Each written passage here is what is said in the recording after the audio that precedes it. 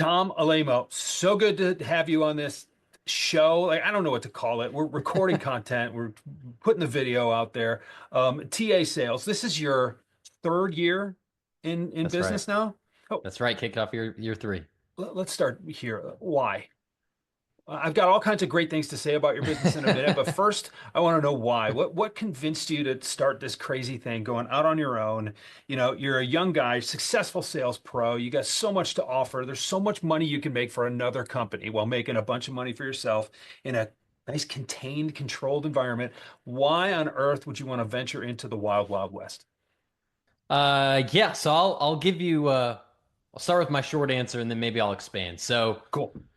when I decided to leave Gong and start this business, I was trying to find I was trying to find a good why. I was trying to find my anchor, and so I was thinking one day, and I wrote a triangle or drew a triangle on a piece of paper, and thought, all right, there's three whys that I have. One is that I have my own potential that I want to fulfill.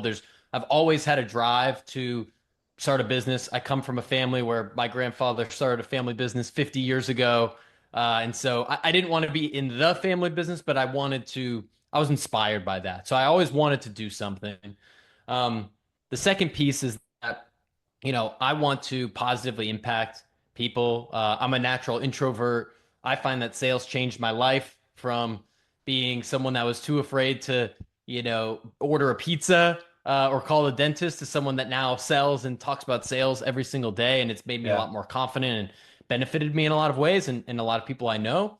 And then the third was that I wanted to create um, financial and time freedom for me and my future family. And I felt that starting a business before I had said family was a good way to do it so that I could get a little bit of a head start, hopefully, and try to maximize this time and hopefully create opportunities for, the kids that I don't have yet. And now I am married, but I wasn't at the time. And so, yeah, I've been really inspired by those three angles. And it's kind of like, yeah, wanting to be my best, wanting to give back, wanting to just have a great life. And it's been something that has been truly one of the greatest joys about I just really enjoy it. It stimulates me. It's fun for me. It sparks a lot of creativity. And so I'm really glad I did it. That's such a well articulated why. And, I had a podcast for 5 years called The Why and the Buy that I did with a friend of mine, Christy Walters. And like that was the question we asked everybody was what is your why? I think that would rank probably in the top two or three that we ever heard through 400 episodes. So Nice. I love how clear you are. And I don't think, first of all, I don't think that there are very many people in your age bracket that have that kind of clarity. I certainly didn't. Um, and so, I mean, kudos to you for having that, and hopefully, it sounds like you're taking advantage of that too, and getting that head start. Not having kids yet means that there are not just fewer distractions and welcome distractions from the kids, Yeah. but you also have a little more latitude to try things and fail because there aren't extra mouths to feed. That's Yeah. that's a big deal. I'm surprised because I know you. I mean, a little bit. We've met a couple times. Um, Introvert. Yeah. I relate as an introvert as well, which surprises some other people too. Yeah. When did you recognize that? And how did it maybe change the way you sell, or did you just lean into that and, as your particular strengths would allow? Well, I mean, I don't know if I even knew what an introvert was as a kid, but looking back, it's like I played with my, imaginary friends more than regular friends. Like Uh-huh. I was a homebody. I had all the traits of someone that was like not one for crowds. But I had a couple close friends and, was really close with my family. And so, enjoyed spending time with them. But I found just throughout all my years, like I run in a pretty tight circle and usually like my way of recharging, I can turn it on. Like I'm doing a couple podcasts today. I do these trainings and things like that. But at the end of the day, it's like I want to just hang out, with my wife and my dog and relax. And so that's usually how I'm recharging.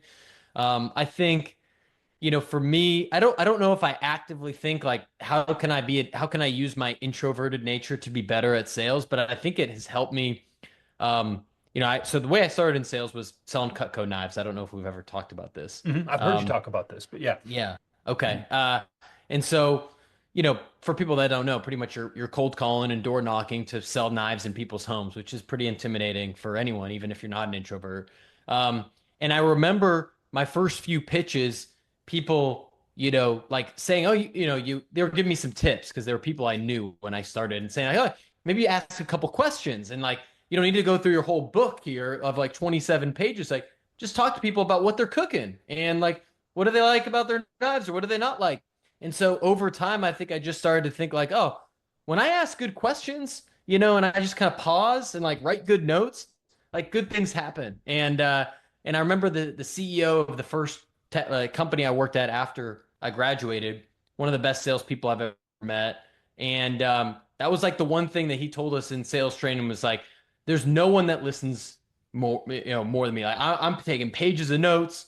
I remember everything from the clients. Like I'll remember a kid's birthday from someone I talked to 3 years ago. I'll have it jotted down. And like that was his, it was really big on the art of sales. And so I think, yeah, you can have a fast talker, or you can have someone that's really aggressive and that works in some scenarios. And I just find that my style is a little different. It's a little softer around the edges. It's a little bit maybe more playful. It's a little bit more of trying to ask good questions and be empathetic and trying to be creative in my approach. And I think people like that. And I think some people like another style. And I had people I worked with at Gong and other places that were a little bit more direct and blunt, and that plays in certain areas. But I think you say like you gotta sell like you, right? Like you've gotta find whatever your natural tendencies are and strengths, and like you can lean into that to be really good. And it doesn't matter if you're an extrovert or introvert or somewhere in between.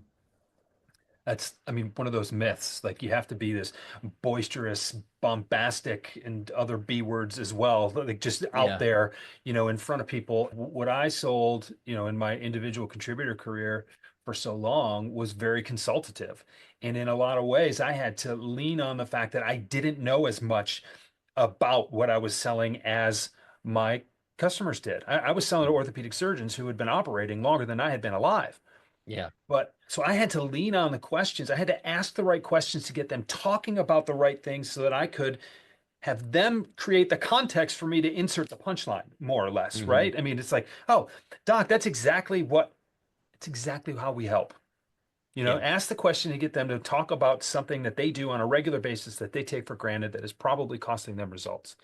And when I finally started recognizing that I was an introvert, and it wasn't until really, not too long before I actually started my own business and got out of orthopedic sales, that I recognized that I leaned on introversion, or I used my introversion as a strength because people like to talk. They Yeah. especially like to talk about themselves. And I like to ask really smart, insightful questions that make me seem smart and insightful. And so if I could ask those questions, I was gaining ground and picking up points in ways that other people would assume you had to pick up by saying the right thing to the right person at the right time. I kind of let those opportunities come to me. So I don't want to do the talking, so I'm going to let you do the talking, which made Yeah. me ask better questions, which just got that whole flywheel spinning. And then before long, you're like, here's this guy that's, in his mid 20s, and all of a sudden he's a resource. He's an authority. I'm a better surgeon because this guy came and sold me this product. And Yeah. it's such a cool way to that's a cool feeling to have, but it is not the way I thought you got into selling. And so it's interesting when I think the best salespeople I know are introverts. Very few of them are extroverts. There are a few, but most of the consultative sellers that I've ever known or worked with have been introverted by nature because of that. I think.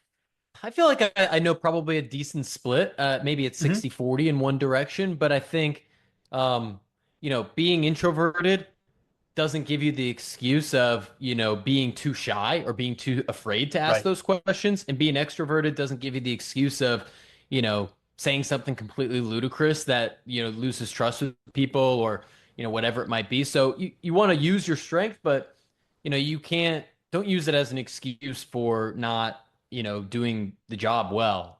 And so, yeah, I think like everyone's got their own style, their own flavor. And yeah, I feel like it takes a couple years for me at Oh, least, for sure, for most people to figure that out and to lean into it.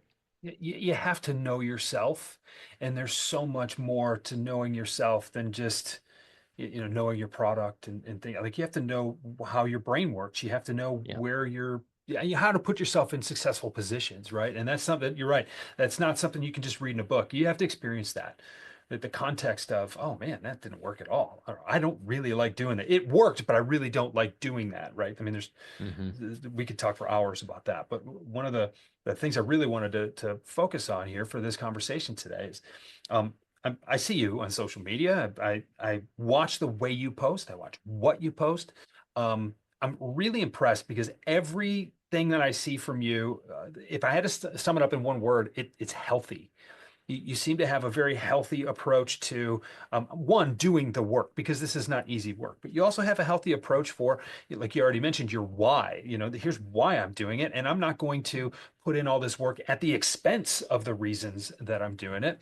Um, but one of the things that really sticks with me, and I see it every week, is this idea of creating distance on Fridays.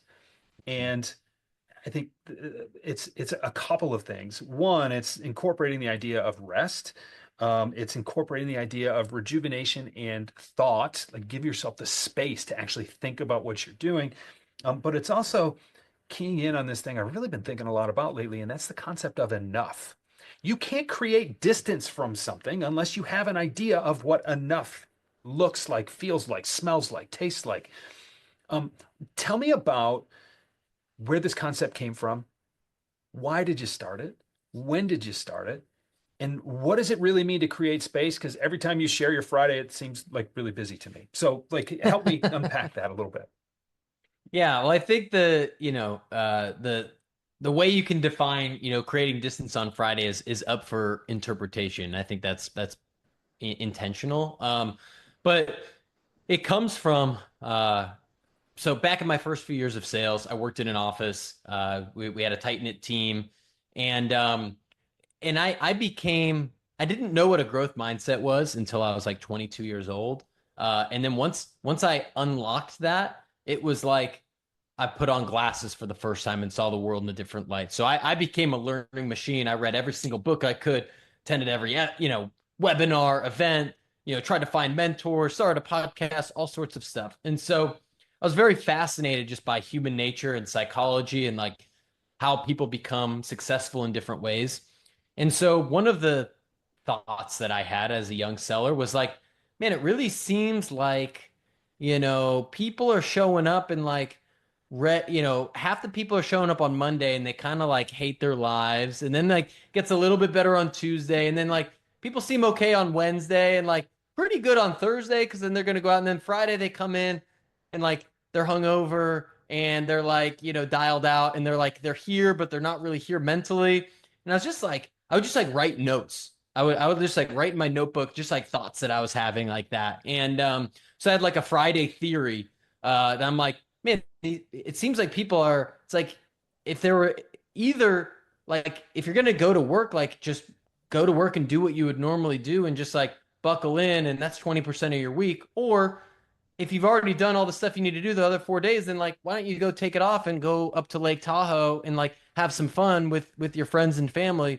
And it felt odd to me that it just seemed like people were like kind of half-assing it in both directions. Mhm. And so I was just like mentioning this on a podcast and one day, and it just kind of like happened like, oh, creating distance. So I just started like posting about it. And sometimes I think the distance can mean one of two things. It could mean like, hey, I am, if everyone else is half-assing it, I'm going hard in either direction. So some days, some Fridays, it is jam-packed because I'm creating distance because I'm getting after it on a Friday while everyone else is dogging it and I'm giving it my best effort and like I know that there's some great opportunity out there, or I'm saying I'm going to create some distance from the work itself and say like, me and my wife are going to go, skiing, or I'm going to do whatever with my dog or see my nephew or whatever it is.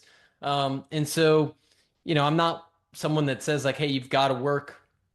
Some people work 20 hours a week, some people work 80 hours a week. I don't really, give a shit what you do, but like I do really strongly believe like you should be where your feet are. You should be locked in and present with wherever you are. And to me, that's what it means. And so it's like pick your plan and whatever you're gonna do, like commit to it and like that's your distance. So that's what I mean by it. I think some people interpret it different ways, Mhm. but it always gets me excited on a Friday. Oh, I actually love the ambiguity of it, Yeah, right? yeah, Like choose your distance. You want to separate yeah, yourself from everybody else who's dogging it today, or have you earned the break and you want to separate yourself from everybody who might be pretending that they're putting in the work today, who yeah. really isn't? What has been, to follow that up?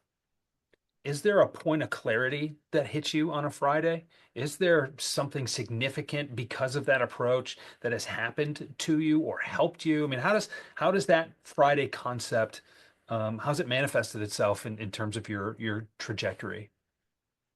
Um, it's a good question. I think what actually happens is like most Fridays, I'm posting on LinkedIn. I don't do it every Friday, but many Fridays I'll post and I'll say Champions Great Distance, and then I'll say what I'm doing that day.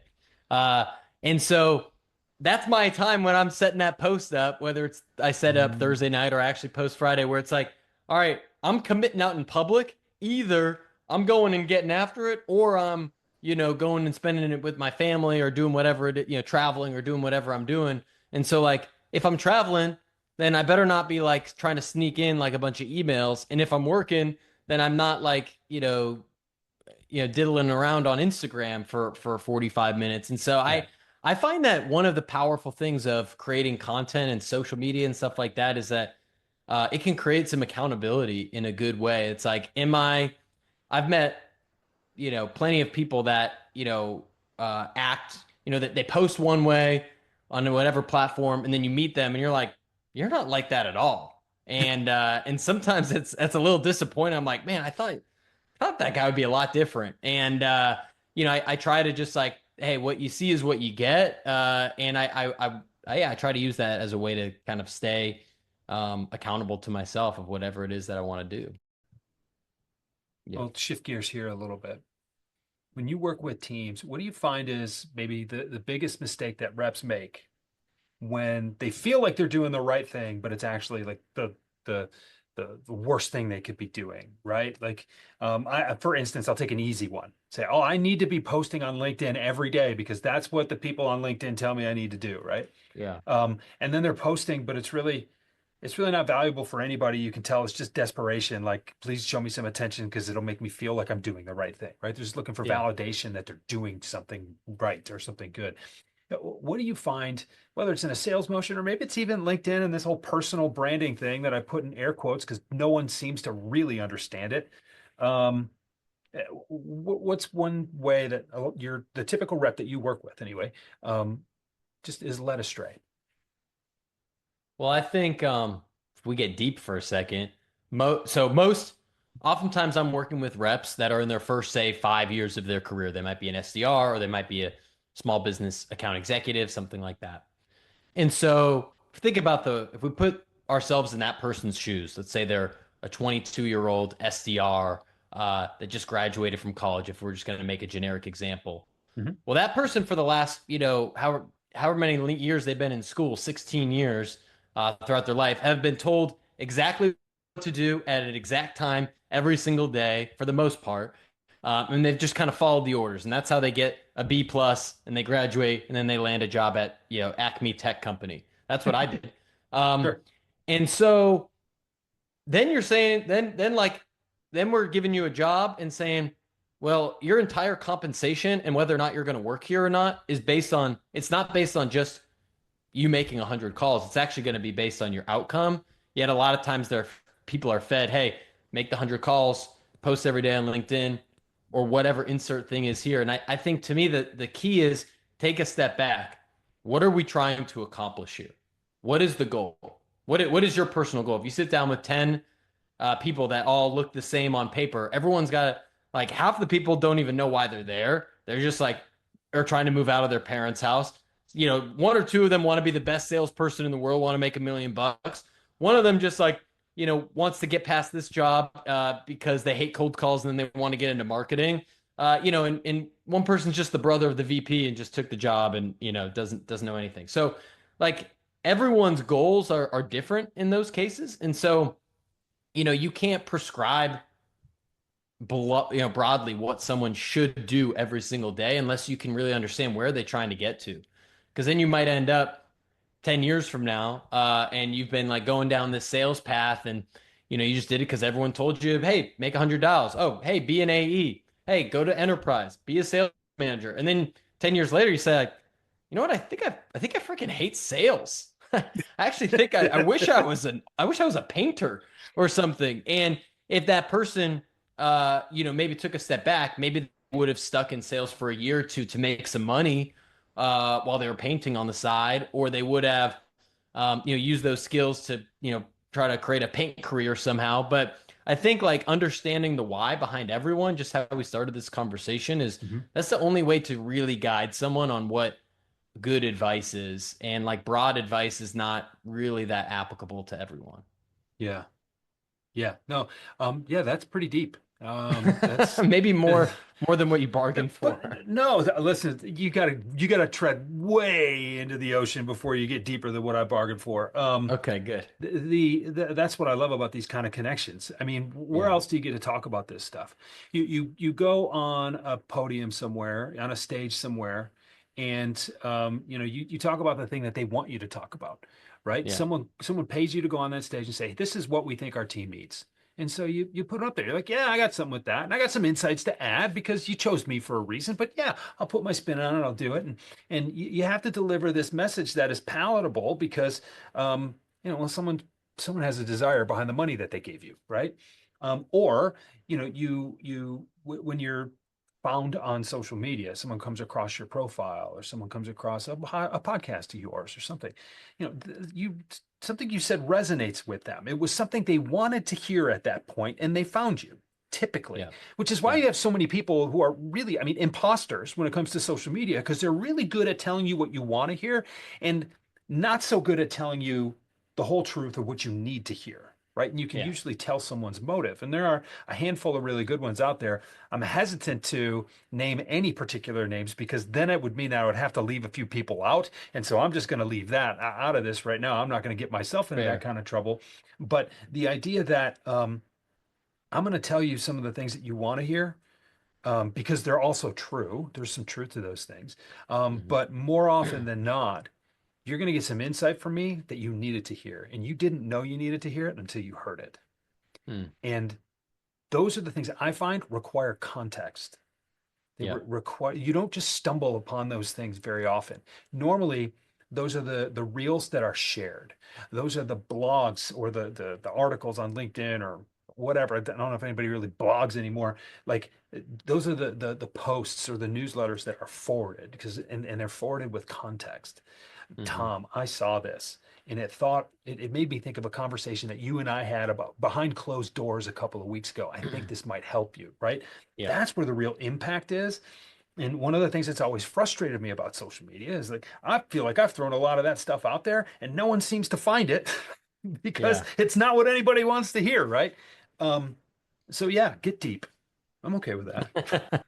Well, I think Um, there's a few challenges to social media, of like what you're hinting at. One is that even if you have the best content in the world, if people don't see it, if you don't capture eyeballs or earlobes somehow, mhm, and it can't travel and there's nothing, it's like if a tree falls in the woods and no one hears it, did it even fall? right. The other piece is that, despite um, you know, me being a big believer in social selling and building a brand and all of that because it's truly changed my life and so I Hmm. love it.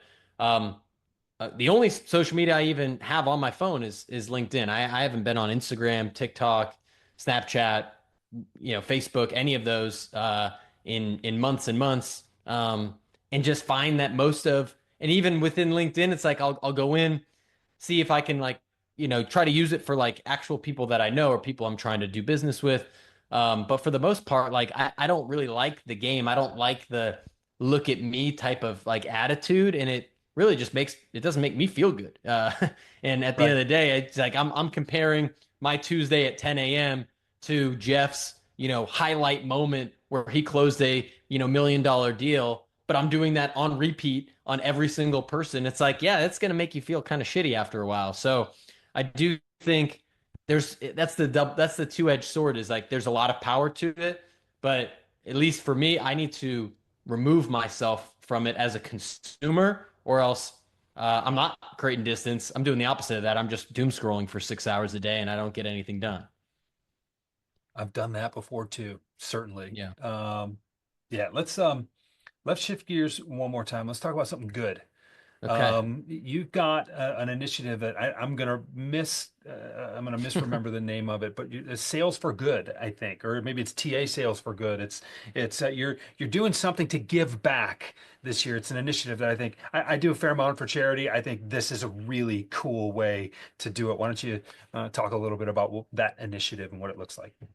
Yeah, yeah, we just announced it last week. It's called Sales for Good. So, our business, we work with teams, and we help sales teams build and close more pipeline through, typically it's through sales training. So, the new initiative is that every time that we bring on a new client, we are going to help someone in need. So, either an underprivileged person that is trying to break into sales in some way, or a nonprofit that needs some sort of sales business development help, or if there's a new idea that someone has that generally positively impacts the sales community, we're open to those suggestions too. But I think to me, like yeah, I've had this as the mission of the business since day one is that we want to positively impact as many salespeople as possible. Um, and the tough part is that I can name 20 people off the top of my head that uh, found sales by happenstance and it's changed their life. Either they were in a job that they hated Hmm. and they were miserable every single day and they were able to,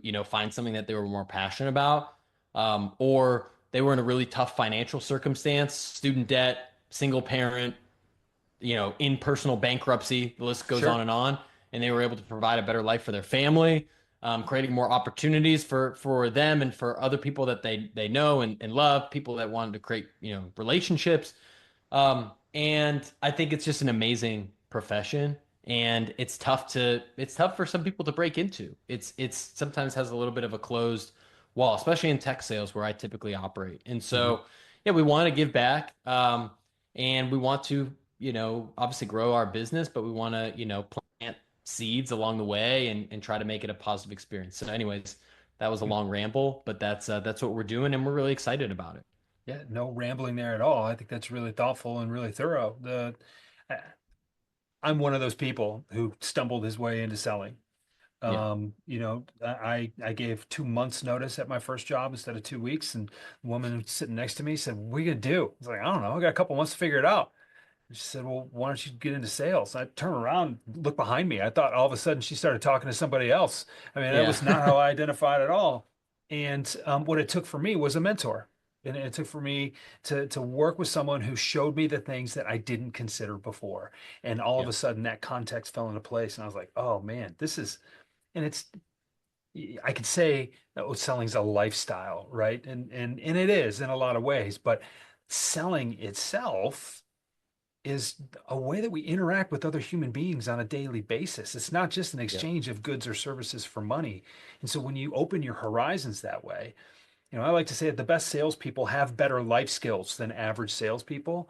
But it's also fair to say that selling is a life skill yeah, in some ways. Not the life skills I'm talking about when I make that first statement, but it's something that is integrated into every aspect of our lives, every conversation we have with other people. And it took mentorship like what you're offering through a different format. And this is a guy I worked with. He was a manager of mine and he kind of took me under his wing. But to be able to have that different perspective demonstrated for me or what you're providing for other people is literally life altering. It is not an overstatement to say that. It's a really, really cool thing to do. Where can people learn more about it? yeah. If you check out our website, tasales.co, right on the homepage, you'll have an opportunity to submit. So even if you're not a client, you can submit someone or some nonprofit or some opportunity to fill out the form. And so every time, yeah, we bring on a client, we'll either ask the client or we'll pick someone from that list and get cracking. Awesome. Awesome. Well, and so you just kind of you told everybody where we can find you. We can find you at tasales.co. We can find you on LinkedIn. Yep. We can't find you on TikTok or Instagram or Snap. So okay, stay away from that. But hey, Tom, this was fun. Thanks for spending a few minutes with me. You're one of the good ones.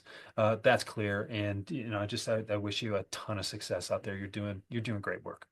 Yeah, likewise, Jeff. And you're a trailblazer for us folks that are new in the sales training and consulting game. So I remember you being very generous with your time with me. When I was first starting and wasn't able to sleep because of not getting a W-2 anymore and just all the crazy things going on. So I appreciate you having me on, and yeah, appreciate that we've been able to develop a friendship. And yeah, if anyone listens to this, like, feel free to reach out to either of us, and we're always happy to help people out and let us know what you thought of the episode. Awesome. Awesome. Thanks, Tom. Yeah, thanks, Jeff.